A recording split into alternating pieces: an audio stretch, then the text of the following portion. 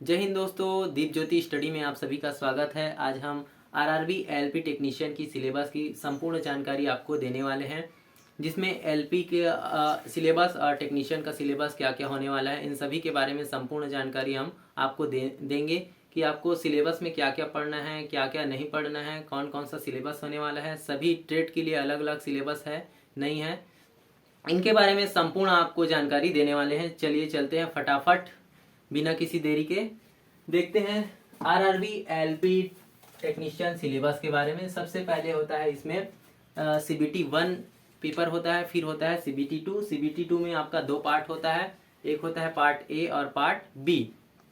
सबसे पहले आते हैं सीबीटी की ओर, सीबीटी 1 की ओर आते हैं, जिसमें आपका सीबीटी 1 है। इसमें सीबीटी 1 जिसमें आपको 75 क्वेश्चन मिलेंगे और 75 क्वेश्चन के लिए आपको 60 मिनट का समय मिलने वाला है, जो कि बहुत कम समय है।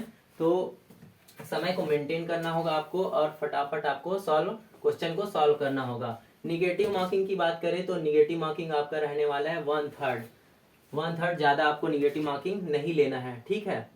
अब सीबीटी 1, सीबीटी मतलब होता है कंप्यूटर बेस्ड टेस्ट, जिसमें है सबसे पहले आता है आपका मैथ्स। मैथ्स में बहुत सारे चैप्टर हैं। सबसे पहले बात आता है नंबर सिस्टम की। जब भी आप प्रिपरेशन स्टार्ट करें तो इससे पहले आप एक कॉपी बना ले, पर्सनल कॉपी बना ले, अच्छे से फेयर कॉपी बना, ताकि आपको पता चले कि जब आप पढ़ रहे हैं कि कौन कौन सा आपका चैप्टर हुआ है या नहीं हुआ है। तो सबसे पहले मैथ्स में आता है आपका नंबर सिस्टम।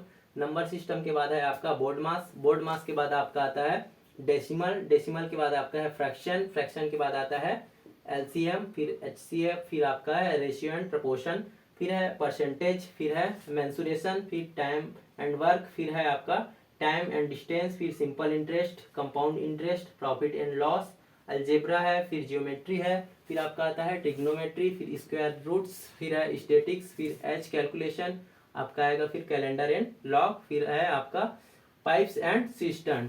टोटल क्वेश्चन है इसमें 20 क्वेश्चन, मतलब 20 प्रश्न रहेंगे मैथ्स में जब आप सीबीटी 1 दिलाएंगे तब। और एक मैं बोला था कि आप पर्सनल कॉपी बनाएं और एक एक चैप्टर में आप अपना टिक लगाते जाए कि आपका ये वाला चैप्टर हुआ है कि नहीं हुआ है। जिस चैप्टर में हो चुका है आपका स्टडी, उसको ऐसे टिक लगा ले, और जिसका टॉपिक छूटा हुआ है वहां पे टिक ना लगाए, ताकि आपको पता चले कि आपका सिलेबस इतना इतना कंप्लीट हो चुका है। फिर बात आता है मैथ्स। मैथ्स के बाद आता है आपका, मैथ्स के बाद आएगा आपका जनरल इंटेलिजेंट एंड रीजनिंग। इसमें है सबसे पहला टॉपिक है एनालॉगी का है, फिर अल्फाबेटिक नंबर सीरीज का है, फिर कोडिंग एंड डिकोडिंग, फिर आता है आपका मैथमेटिकल ऑपरेशन है, फिर ब्लड रिलेशन है आपका, फिर सेलोलिज्म है, फिर जम्बलिंग है, फिर है आपका वेन डायग्राम, फिर आता है डाटा इंटरप्रेशन एंड सफिशियंसी, फिर है आपका कंक्लूजन एंड डिसीजन मेकिंग, फिर है आपका सिमिलरिटीज एंड डिफरेंसेस है, फिर है एनालिटिकल रीजनिंग है, फिर क्लासिफिकेशन, फिर डायरेक्शंस, फिर स्टेटमेंट एंड आर्गुमेंट्स एजप्शन। इसमें टोटल क्वेश्चन की बात करें तो इसमें आपका 25 क्वेश्चन, मतलब 25 प्रश्न आपके होंगे। सीबीटी 1 में मैथ्स का है आपका 20 क्वेश्चन है, फिर आएगा आपका रीजनिंग। रीजनिंग में आपका सबसे ज्यादा है 25 क्वेश्चन। फिर है आपका थर्ड जो कि चैप्टर आता है सिलेबस में, सब्जेक्ट है जनरल साइंस। सबसे पहले आएगा आपका फिजिक्स, फिजिक्स के बाद आपका केमिस्ट्री, केमिस्ट्री के बाद आएगा आपका बायोलॉजी एंड लाइफ साइंस, जो कि ये 10th स्टैंडर्ड का होने वाला है। 10th में जो आपने साइंस पढ़ा है उसी के हिसाब से आपका प्रश्न आएगा, जो कि physics, chemistry, biology and life science का आपका 20 प्रश्न होंगे, ठीक है। टोटल 20 प्रश्न होंगे। ये है आपका फर्स्ट सब्जेक्ट था मैथ्स, फिर आपका रीजनिंग, फिर है जनरल साइंस, और आखिरी आएगा आपका general awareness and CA. CA मतलब होता है करंट अफेयर्स। करंट अफेयर्स जो कि सबसे कम वेटेज का रहने वाला है। सबसे पहले आता है इसमें साइंस एंड टेक्नोलॉजी, फिर आएगा आपका स्पोर्ट्स, फिर है कल्चर, फिर है personalities, economy, politics and other important topics. इसी में आपका है हिस्ट्री, हिस्ट्री के बाद है आपका जियोग्राफी, और इन सभी से आपका 10 मार्क्स, मतलब 10 नंबर से 10 नंबर के प्रश्न आपसे पूछे जाएंगे। तो ये रहा सीबीटी 1, जो कि सबसे कम वेटेज इसी का है और सबसे ज्यादा सिलेबस इसी का रहने वाला है। तो आप सबसे ज्यादा सीबीटी 1 में आप मैथ्स में और रीजनिंग में और साइंस में सबसे ज्यादा फोकस करें। इसको अगर आप छोड़ भी देते हैं तब भी आपसे कोई दिक्कत नहीं होगा, क्योंकि ये फर्स्ट है आपका क्वालिफाइंग नेचर का रहने वाला है, मतलब कि आपको पास करना होता है। उसमें 30 ओबीसी SC ST का अलग अलग परसेंटेज देता है। जैसे ओबीसी का 40% है, SC ST का जैसे 35% है, और जनरल का जिसमें आएगा आपका जैसे 45%। तो सबका अलग अलग क्राइटेरिया रहता है इसको CBT 1 को पास करने के लिए कि इतना इतना परसेंट आपको लाना अनिवार्य है। ये रहा CBT 1 जिसमें 75 क्वेश्चन होंगे, 60 मिनट आपका समय रहेगा, निगेटिव मार्किंग है 1/3। CBT 1 जब आप क्वालिफाई करेंगे तो आप पहुंच जाएंगे CBT 2 के पास। ठीक है, CBT 2 में 2 पार्ट हैं, एक है पार्ट ए और पार्ट बी। तो पार्ट ए की बात कर लेते हैं। पार्ट ए में एक है आपका मैथ्स जो आपने CBT 1 में पढ़ा था, सेम एज CBT 1, जिसमें आपने जो चैप्टर आपने पढ़ा था मैथ्स में वही क्वेश्चन आपको CBT 2 में भी देखने को मिलेगा। ठीक है, जिसमें आपका क्वेश्चन रहने वाला है 25 क्वेश्चन। फिर बात कर लेते हैं जनरल इंटेलिजेंस एंड रीजनिंग, जो CBT 1 में आपने जो पढ़ा था सेम एज इट इज आपका CBT 1 से क्वेश्चन CBT 2 में आएंगे। ठीक है, पार्ट 1 के लिए इसमें भी आपका क्वेश्चन रहने वाला है 25 क्वेश्चन रहने वाला है। अब आता है जीए मतलब होता है जनरल अवेयरनेस, और एक है सीए मतलब होता है करंट अफेयर्स।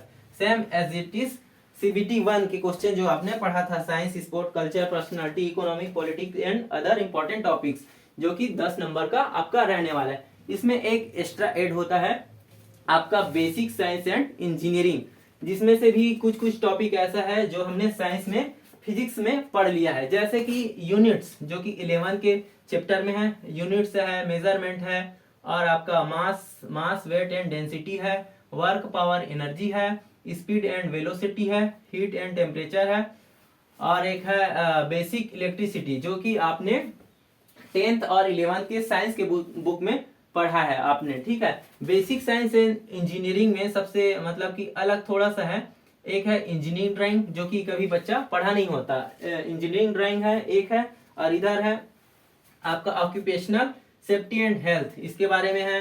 एक है लीवर के बारे में है, लीवर एंड सिंपल मशीन है, जो कि हमने पढ़ा नहीं था, जो कि इन्हीं को बस तैयार करना है, आपको स्टडी प्लान करना है, जिसमें से जो अभी बेसिक साइंस एंड इंजीनियरिंग के टोटल क्वेश्चन रहेंगे आपके पास 40 मार्क्स। IT लिटरेसी मतलब है आपका कंप्यूटर से रिलेटेड कुछ बेसिक कंप्यूटर भी बोल सकते हैं, वहीं से आपसे क्वेश्चन पूछे जाएंगे। एक है एनवायरमेंट एजुकेशन का क्वेश्चन आपसे पूछे जाएंगे। तो ये रहा सबसे ज्यादा वेटेज है इसी का। तो CBT 2 में भी एज इट इज आपको CBT 1 की तरह स्टडी करना है। सबसे पहले है मैथ्स में, जिसमें आपका 25 क्वेश्चन रहने वाला है, रीजनिंग में आपका 25 क्वेश्चन रहने वाला है, और एक है बेसिक साइंस इंजीनियरिंग में आपका 40 क्वेश्चन, 25 25 50 50 और 40 90 और 90 और 10 100। टोटल पार्ट 1 की बात करें तो 100 क्वेश्चन रहने वाले हैं। जब आप पार्ट 1 जस्ट कंप्लीट करेंगे, उसके बाद नेक्स्ट 5 मिनट में आपका पार्ट 2 स्टार्ट हो जाएगा, जब आप ऑनलाइन पेपर दिलाएंगे। तब पार्ट बी में आपका टेक्निकल पोर्शन क्वेश्चन आएगा, जो जैसे आपने ITI किसी ट्रेड से किया है, ITI आपने डीजल से किया है, तो डीजल से रिलेटेड आपसे क्वेश्चन, टेक्निकल के क्वेश्चन आपसे पूछे जाएंगे। उसके लिए टोटल क्वेश्चन रहने वाला है आपका 75 क्वेश्चन। ITI किया है तो ITI से रिलेटेड क्वेश्चन आएंगे, आपने डिप्लोमा किया है तो डिप्लोमा से रिलेटेड क्वेश्चन आएंगे, BE या BTech किया है तो आपके पास BE या BTech के हिसाब से आपका 75 क्वेश्चन आपको देखने को मिलेगा, जिसको आपको सॉल्व करना है। और सॉल्व करने के लिए आपको 75 क्वेश्चन मिलेंगे, और 75 क्वेश्चन के लिए आपको 60 मिनट का समय मिलने वाला है। निगेटिव मार्किंग यहाँ भी आपका 1/3 निगेटिव मार्किंग रहने वाला है। और इस 75 क्वेश्चन को सॉल्व करेंगे तो आप केवल और केवल 35%, इस 75% का 35% आपको लाना है। 75 का 35% आपका हो जाएगा 26.25। ठीक है, तो 27 से 30 नंबर अगर आप लाएंगे तो आप क्वालिफाई हो जाएंगे। अगर टेक्निकल के यहाँ सभी ट्रेड या ब्रांच बताना पॉसिबल नहीं है, क्योंकि यहाँ सबका अलग अलग ट्रेड है, सबका अलग अलग ब्रांच है, तो वो चीज पॉसिबल नहीं है। अगर किसी को अगर क्वेश्चन से रिलेटेड देखना है तो DGET के वेबसाइट में जाए और वहां से अपना क्वेश्चन पेपर डाउनलोड कर सकते हैं। अब बात कर लेते हैं मेरिट इसमें कैसे बनता है। ठीक है, सबसे पहले बात आता है मेरिट जहां से हमने CBT 2 दिलाया था, CBT 2 का पेपर जिसमें पार्ट ए रहेगा, पार्ट ए का आपका 70% रहेगा, जब आप सबसे पहले देखते हैं सीबीटी 1 क्वालिफाई करेंगे, सीबीटी 1 क्वालिफाई करने के बाद आप सीबीटी 2 में जाएंगे।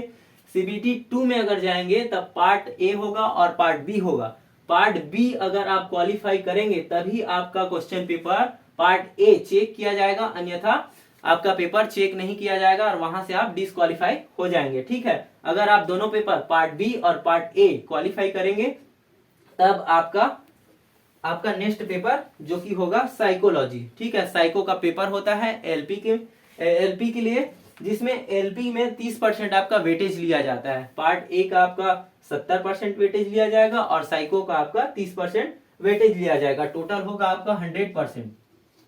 100% में आपने कितना परसेंट गेन किया है उसके हिसाब से आपका मेरिट तैयार होता है। ठीक है, मेरिट तैयार होगा और इन्हीं मेरिट के आधार पे आपका लिस्ट निकाला जाता है कि ये बच्चे ने इतना नंबर गेन किया है, तो इसके हिसाब से आपका मेरिट तैयार किया जाएगा। और इसके बाद होता है आपका नेक्स्ट प्रोसेस होगा आपका मेडिकल। मेडिकल अगर आप क्वालिफाई करेंगे तब आपका नेक्स्ट आएगा ज्वाइनिंग, जो कि सबसे बड़ा सपना होता है सभी स्टूडेंट का। ठीक है, इसके बाद होगा आपका मेडिकल, मेडिकल के बाद आपका ज्वाइनिंग। और ये रहा आपका आरआरबी एलपी टेक्नीशियन का कंप्लीट जानकारी या सिलेबस बोल सकते हैं। CBT 1, CBT 2, part A, part B. Maths के लिए आपको लगभग 22 चैप्टर पढ़ने होंगे। जनरल इंटेलिजेंस के लिए आपको लगभग 15 से 16 चैप्टर करना है और इसमें लगभग 10 से 12 बेसिक साइंस एंड इंजीनियरिंग में, और इसमें आपको टेक्निकल पोर्शन का नॉलेज होना जरूरी है। बेसिक नॉलेज आपका जो कि कठिन नहीं होता दोस्तों, क्योंकि 75 क्वेश्चन है 60 मिनट, इसमें मैथ्स होता है ना तो रीजनिंग होता है। सिर्फ क्वालिफाइंग करना है जो कि ट्रेड से रिलेटेड होता है। ठीक है, तो कंप्लीट जानकारी, कंप्लीट सिलेबस मैंने आपको बता दिया। मेरे द्वारा दी गई जानकारी अगर आपको अच्छा लगे तो प्लीज लाइक, शेयर, सब्सक्राइब कीजिए। धन्यवाद।